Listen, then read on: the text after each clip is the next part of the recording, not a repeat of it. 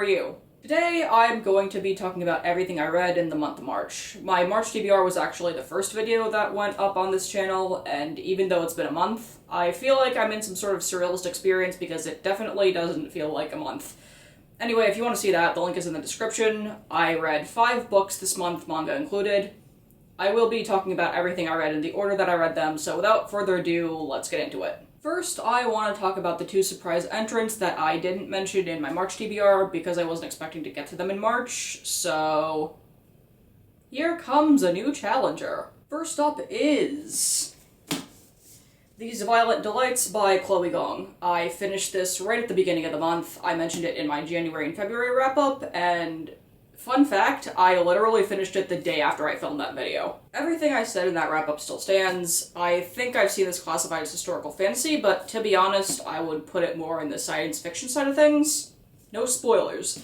It is medium-paced, but once the ball starts rolling, it goes hard, and if you like that sort of thing, and again, if you like retellings, especially of Romeo and Juliet, you might like this book. The other surprise entrant is Priest of Bones by Peter McLean. I did a review of this book a couple of weeks ago. The link is also in the description, so check that out if you haven't already. But if you want something a little more concise, I love this. This was a wild ride. Heavy on the violence and a couple other things, so fair warning. I will definitely get the second book, Priest of Lies, once I find it. Then we have Volume 1 of the case study of Vanitas, or as I like to call it, the case study of everyone being disturbingly photogenic. I don't think I've ever seen character art that's so consistent before, and I am filled with jealousy, but that's my 2 cents.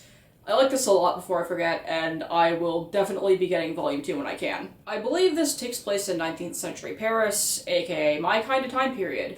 The titular character is low-key a jerk, but I'm not really complaining.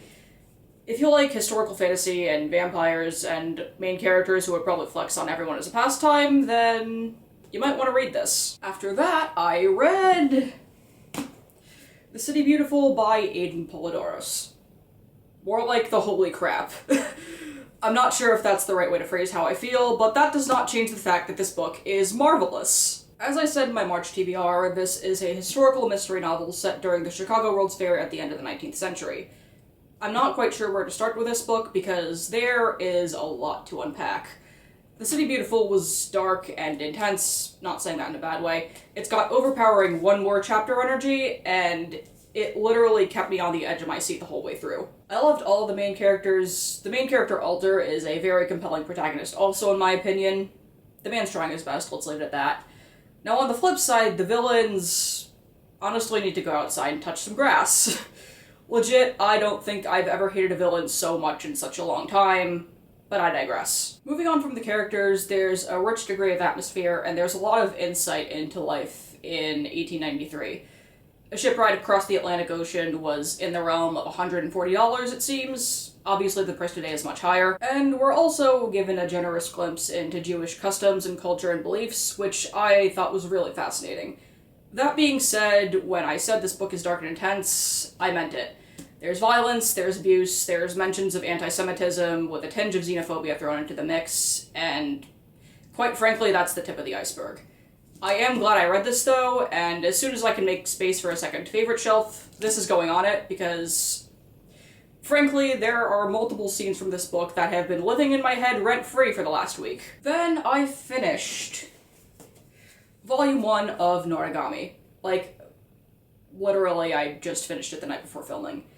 It does start off a bit slow, but it does go hard in the 2nd and 3rd chapters, so I wasn't really disappointed at all.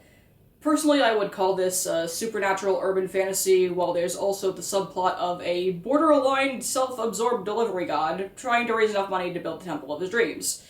So that might be something you're into. As of filming, I am on page 114 of Ravenclawer by David Dalglish. This is book 2 in the Keeper's trilogy. This picks up a short while after the first book, Soul Keeper, and because it's a sequel, I'm not really gonna say much. However, the main characters definitely aren't going to be getting a break anytime soon. I'm only part of the way through, but a lot's happened already. There's definitely no shortage of violence and dark magic, and definitely no shortage of people eating things they probably shouldn't. I'm probably gonna mention this in my April wrap-up, mostly because I'm not done with it yet, but yeah, stay tuned. So that was my March wrap-up. If you made it to the end, thank you for sticking around.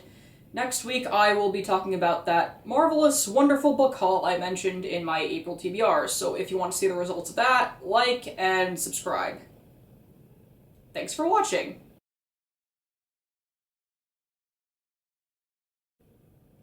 I wonder what would happen if I ate the tea bag.